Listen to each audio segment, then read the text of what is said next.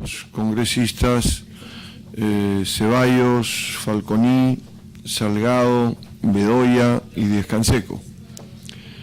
Tendremos hoy la presencia del presidente del Jurado Nacional de Elecciones, doctor Hugo Sivina, que viene acompañado de su asesora, la doctora Ana Neira. Donde quiera, acá, que esté cerca. Gracias, buenos días. ¿Cómo está?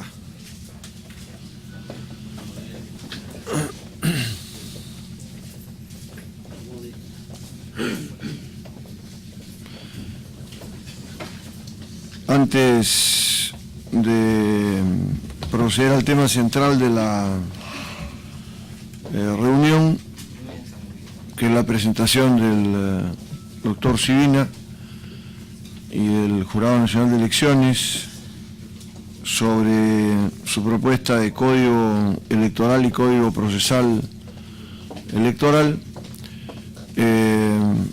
quisiera que sometiéramos a aprobación las actas de las dos sesiones anteriores que han sido entregadas, que en realidad más que actas son una transcripción de las intervenciones que se llevaron adelante y una constancia de los acuerdos que se adoptaron al interior de la transcripción. Entonces, pido si algún miembro de la comisión tiene alguna observación a las actas del lunes 16 de enero y del viernes 20 de enero, si pudiera transmitirla. Caso contrario, someteremos a voto.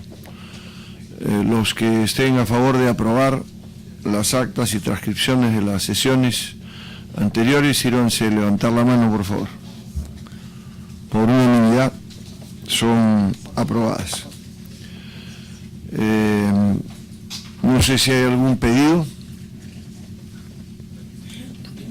Si no lo hubiera, entonces vamos a pasar directamente, como habíamos convenido, a la presentación del doctor Hugo Sivina y de los representantes del Jurado Nacional de Elecciones, viene acompañado por la doctora Ana Neira, sobre el tema del Código Electoral y del Código Procesal Electoral.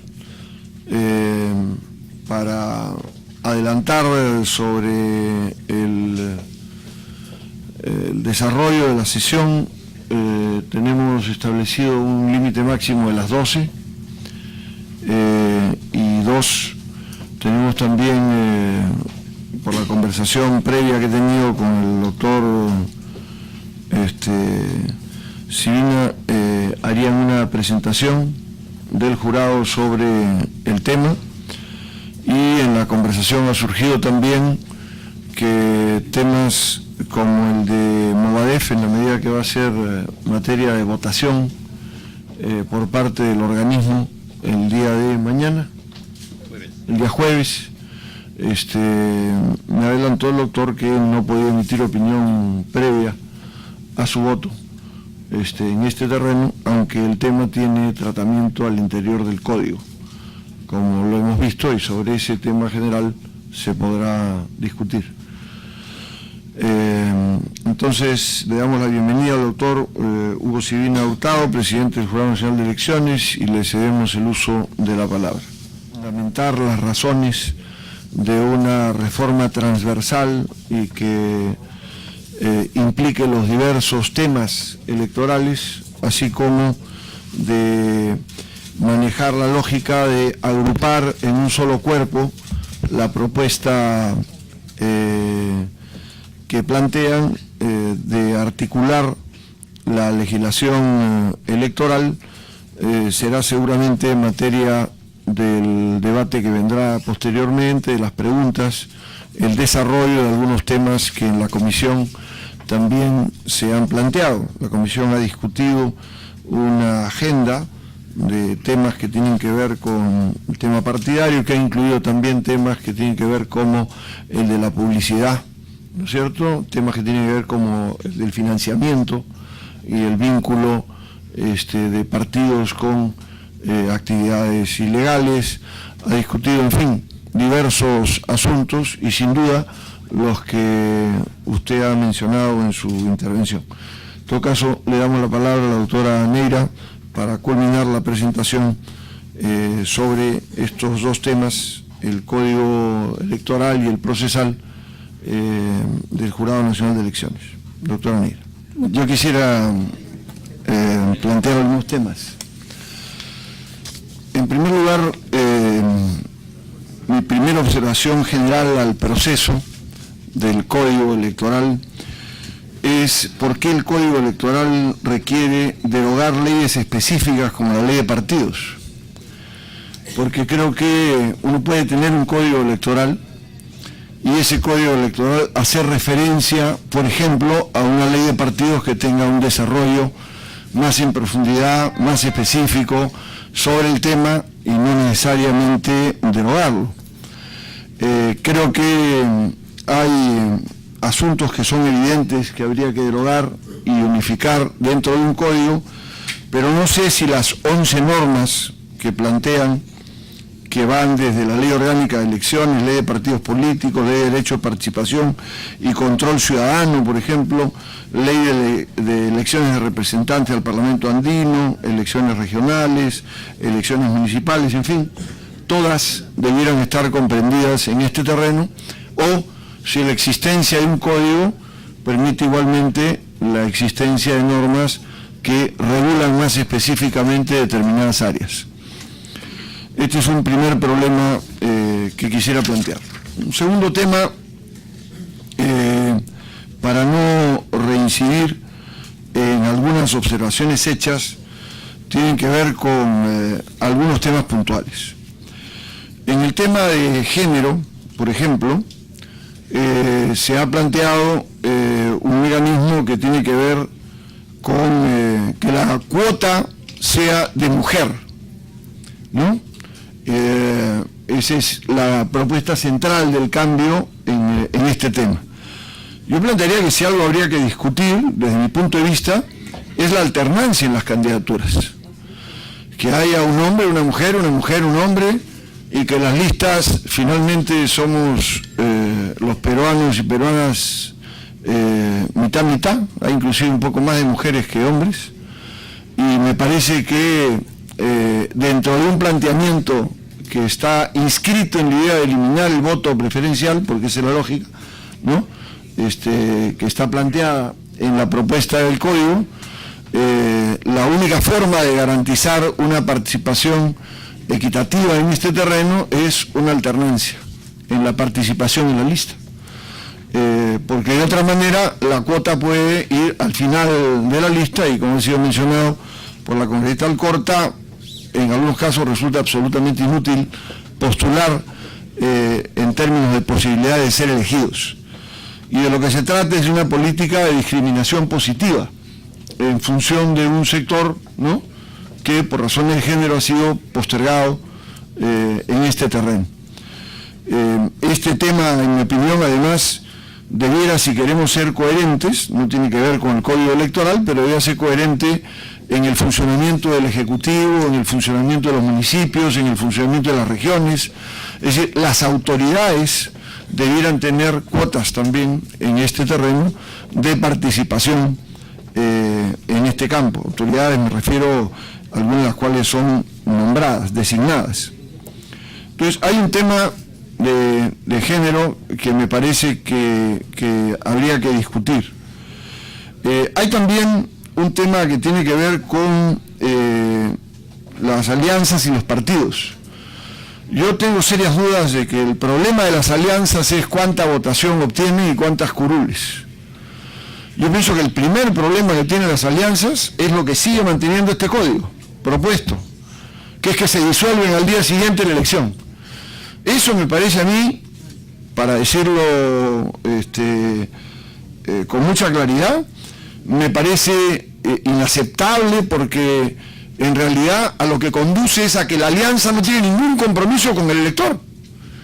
O sea, si fueron juntos y le propusieron algo a los electores, juntos, ¿Cómo es posible que se disuelvan al día siguiente de las elecciones y al asumir las responsabilidades? Eso es inaceptable. Lo lógico es que si se va en alianza y se lleva un programa común, lo principal es que esa alianza tiene que garantizar y llevar adelante su propuesta de programa común. Y este me parece que es un tema que desde mi punto de vista es central en este terreno. Y efectivamente las observaciones del congresista Falconi me parecen totalmente razonables de por qué se exige un porcentaje a unos, otro porcentaje a otros. Me parece que es un tema donde hay un rasero mínimo, y ese rasero mínimo, en mi opinión, puede aplicarse perfectamente para alianzas o no alianzas. Parte de la renovación política en el país tiene que ver también con la posibilidad de que surjan fuerzas nuevas. Y parte de esas fuerzas nuevas pueden surgir de alianzas, precisamente, donde fuerzas se entienden entre sí, abren un espacio común y van consolidando una experiencia de gestión que les permite salir adelante en ese proceso. Entonces, yo tengo mis dudas sobre la propuesta de cambios en las alianzas en este terreno. El tema de los partidos y de los partidos regionales, que es otro tema que me parece importante.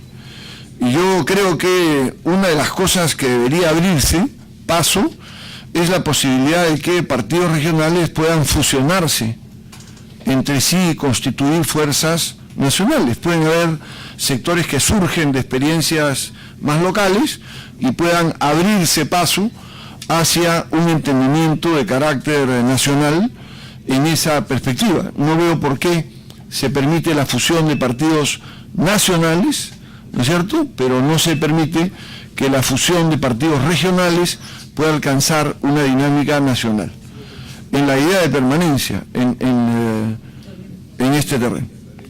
¿Lo permite? Bueno. Pero no aliarse para constituirse como partido nacional, ¿no? Es un tema que, en mi opinión, debiera ser visto. Concuerdo con el tema de que los invitados no solamente deben tener un límite, no sé por qué el límite debe ser 15 o 20, si el argumento es que los invitados sean ratificados por decisiones democráticas de los partidos y tengan claras sus ubicaciones en este terreno. O sea, no veo ninguna razón por la cual una fuerza política tiene que verse limitada respecto a la posibilidad de producir invitaciones, si es que esas invitaciones son decididas democráticamente al interior de la estructura partidaria. Porque eso también le da oxígeno a fuerzas políticas que están cada vez más retraídas y encerradas en una militancia estrecha. Entonces creo que es un elemento también a tomar en cuenta. No reducir el número de invitados, sino definir el mecanismo a través del cual estos son designados y son ubicados en el proceso para que no generen alternativas indebidas. Luego me pregunto por qué el jurado no ha contemplado, como en otros países, la posibilidad de modificar el sistema electoral para combinar el voto uninominal con el voto por lista. Hay varios países en los cuales los partidos postulan listas, o las alianzas postulan listas, pero también hay una cuota del Congreso que es elegida uninominalmente, es decir, el elector vota en tal localidad, ¿no es cierto?, por partido, por la lista de partido, pero también vota por candidato individual que postula en una lista de carácter uninominal y que puede estar vinculada a la propia estructura política. Entonces me pregunto por qué este sistema, qué defectos le ven, qué problemas le ven a ese tema, dentro de una realidad en la que se mueve mi apreciación, y es que hay un problema de crisis de legitimidad de los partidos. Hay un problema de crisis de legitimidad y de representación que tiene que encontrar mecanismos de expresarse y que no se va a modificar exclusivamente por una modificación de la norma legal. La norma legal no va a cambiar los temas de confianza, sino que hay un tema de experiencias que la gente requiere en este terreno. Me pregunto también, en el tema de los pueblos indígenas, me da la impresión que el planteamiento hecho es un planteamiento básicamente de participación en las listas, ¿no?, de los pueblos indígenas. Me pregunto por qué una experiencia como la colombiana no podría ser manejada. Por supuesto implica un cambio constitucional, ¿no?, pero es la idea de que pueblos indígenas que tienen pequeño volumen de población pueden articularse y tener una representación supernumeraria en el Congreso, de forma tal de poder tener voz, por lo menos en este terreno, y poder hacer llegar sus planteamientos, porque de otra manera es bien difícil que logren una presencia directa en el proceso del Congreso al interior de una lista, como expresión de etnias y como expresión de la pluriculturalidad, y algunos hablan de la plurinacionalidad del país. Hay un tema que también me parece que es central y que yo comparto en la propuesta, sí, y es el tema de no poner el énfasis ni mucho menos en el tema de firmas, sino poner el énfasis en el tema de organización. A mí me parece que este es el tema central en la modificación del tema de partidos, y porque la firma del adherente no dice nada. Yo adhiero a que se inscriba, a que tenga derecho a inscribirse fulano, ¿no es cierto?, tal movimiento. Pero eso no me establece ningún compromiso político con el planteamiento de ese movimiento, con su gestión, con su manejo, ¿no?, en la vida política, ni me da ningún derecho a incidir en las decisiones de ese movimiento. Entonces, lo que queremos, si queremos una estructura orgánica que tenga peso en el país, es estructura organizada, ¿no es cierto?, y participación, mecanismos de participación de la gente. Y también en este sentido, me parece que un elemento importante es el elemento que tiene que ver con si se pueden establecer mecanismos, no sé si voluntarios o obligatorios, pero que establezcan mecanismos de participación, ya existen en las normas actuales, de la posibilidad de que un partido decida hacer elecciones abiertas de sus candidatos. O sea, no solo sus militantes, sino que puedan participar también independientes, ¿no es cierto? Esto ya existe como tal, ¿no?, en la normatividad actual. Pero me parece que podría tomar más fuerza este tema. O sea, el tema de abrir, eso implicaría una participación de la autoridad electoral para impedir que gente que está registrada en un partido vaya a votar por otro, ¿no es cierto? Pero aquellos que no están registrados podrían ser perfectamente convocados como simpatizantes, ¿no es cierto?, para participar en el proceso de la elección interna, y ese sería un mecanismo de relacionamiento con la población que implica otra rendición de cuentas en este campo, que también me parece fundamental.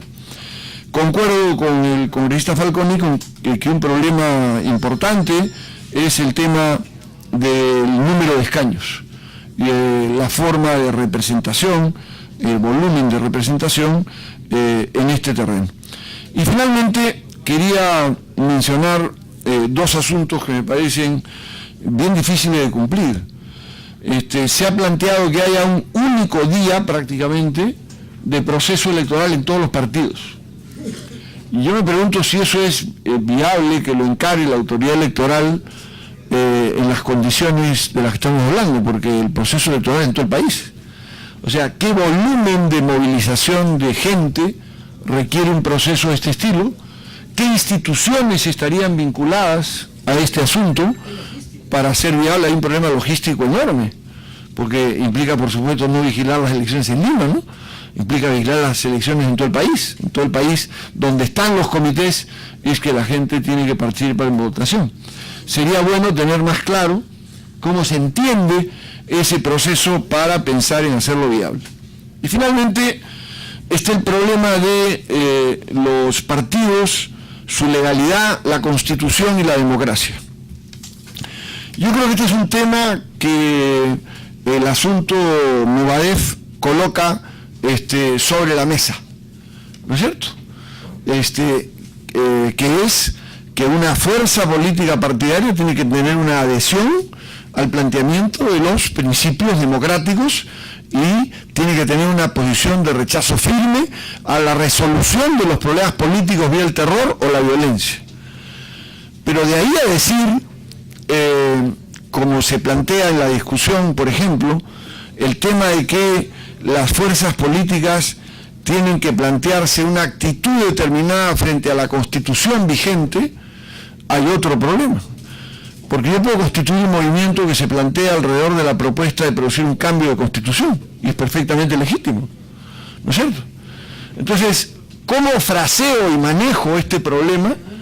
Es un tema central. No es lo mismo que violencia y terror, por supuesto, pero sí requiere una definición que yo siento débil en las propuestas existentes, en la legislación existente misma, y en las propuestas respecto a qué es adhesión a los principios democráticos.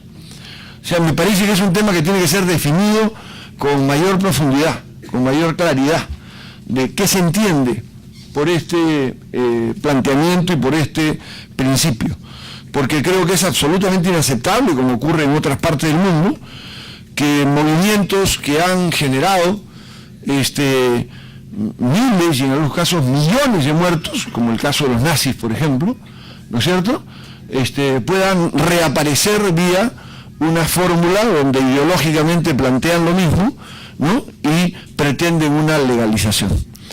Creo que hay circunstancias que son inaceptables en ese terreno. En Alemania está prohibido, por supuesto, toda adhesión al tema de los nazis. Sin embargo, también hay movimientos de los cabezas rapadas, en fin, ¿no?, que tienen adhesiones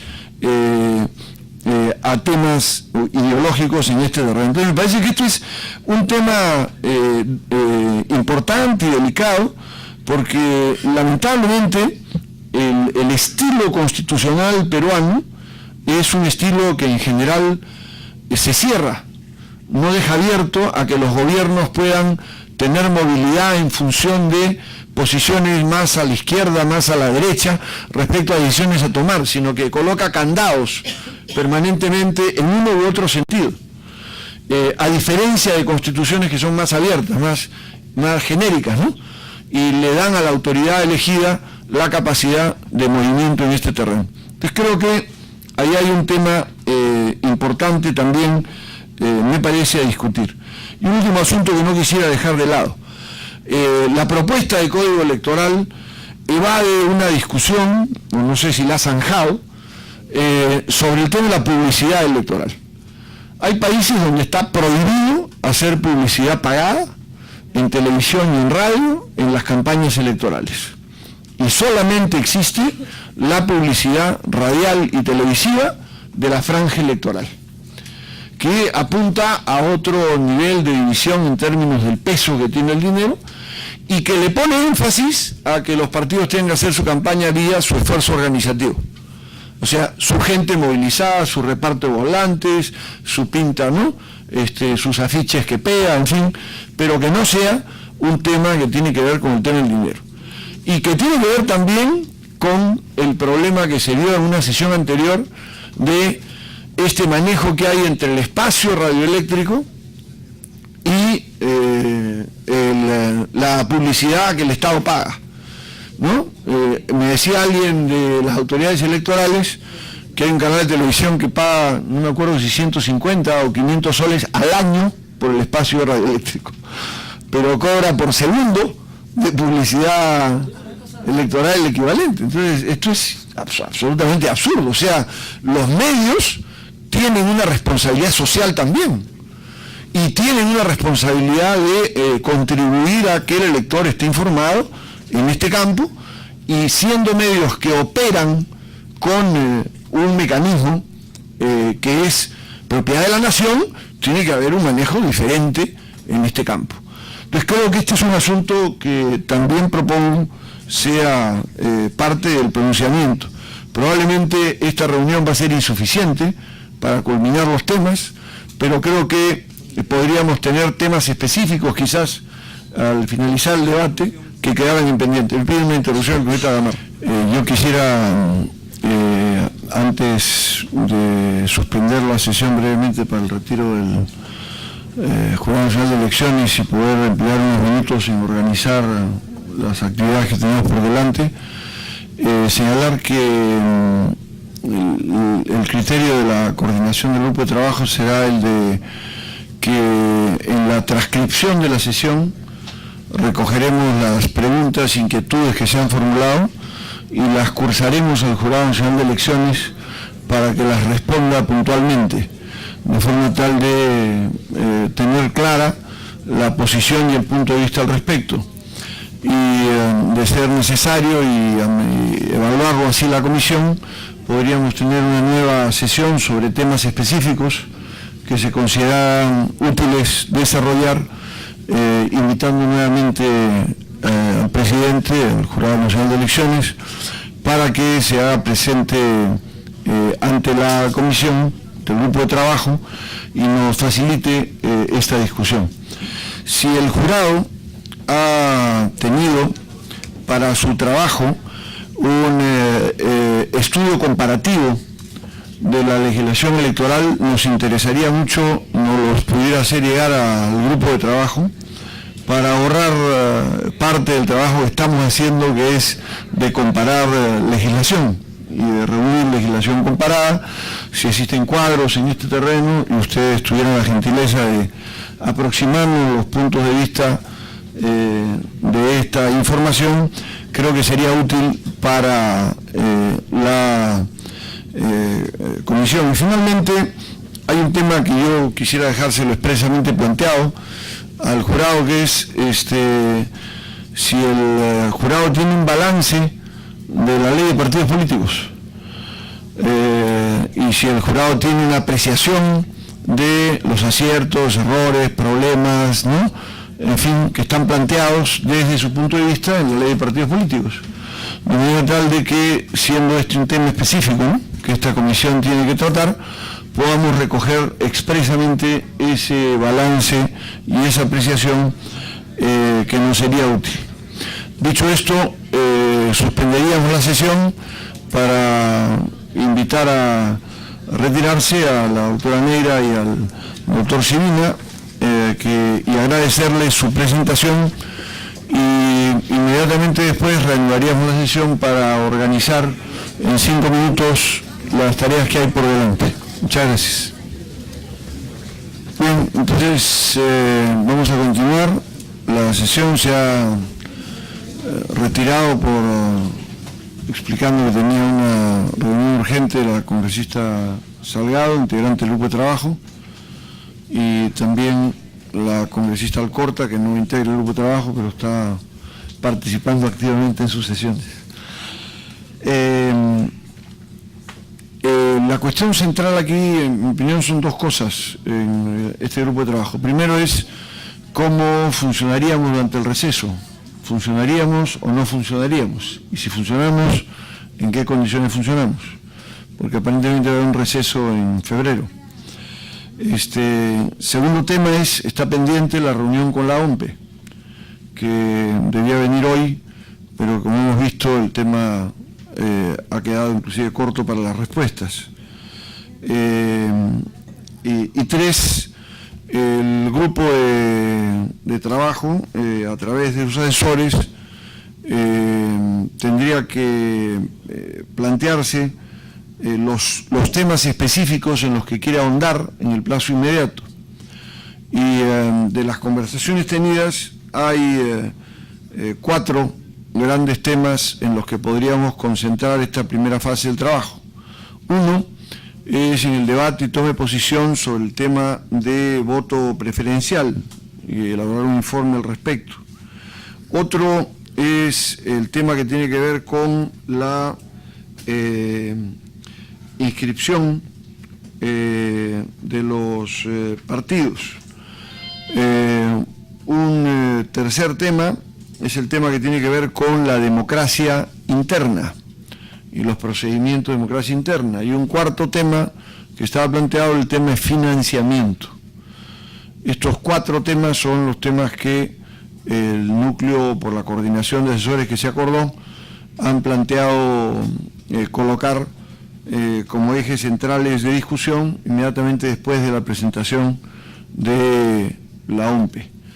Y nosotros también, creo, si hay acuerdo, le solicitaríamos al Jurado Nacional de Elecciones que se pronuncie sobre las preguntas que podemos transcribir de la grabación en este terreno y que nos acerquen los estudios comparativos que tuvieran a la mano para desarrollar el trabajo del grupo.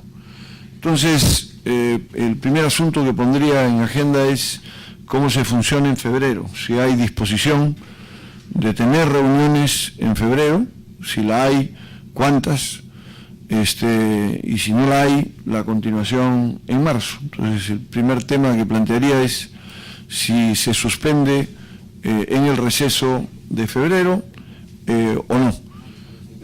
Mi opinión particular es que si es viable, acabemos por lo menos el tema OMPE, la presencia de la OMPE, y podamos luego dejar con esa información de los organismos electorales y con la legislación comparada que se ha reunido, en fin, el resto para marzo, ¿no? Pero por lo menos propondría que el tema OMPE sea recibido en el grupo de trabajo. No sé si sobre esto hubiera acuerdo, y como se les ha invitado ya con anticipación en varios temas, podríamos hacerlo pronto para no hacerlo a la mitad del mes y no modificar planteamientos en este terreno. Entiendo que mañana será la última sesión de esta legislatura extendida, de esta extensión de legislatura. Entonces quizás pudiéramos el miércoles, por ejemplo, tener una sesión y poder encarar el tema OMPE, que ya tiene que tener su presentación lista. ¿Sí? Ceballos. Correcto, podemos pedir que los asesores tengan una reunión mañana y que el miércoles, al terminar la reunión con la OMPE, veamos una tentativa de cronograma y de reafirmación. Ya hay 4 temas que están planteados a la discusión, si se quiere agregar, modificar este tema y ubicarlo en el tiempo, eso sería lo ideal, ¿no es cierto? Con ese planteamiento, entonces, entiendo que lo que haríamos sería levantar la sesión, siendo las 12:02 de la tarde. Muchas gracias.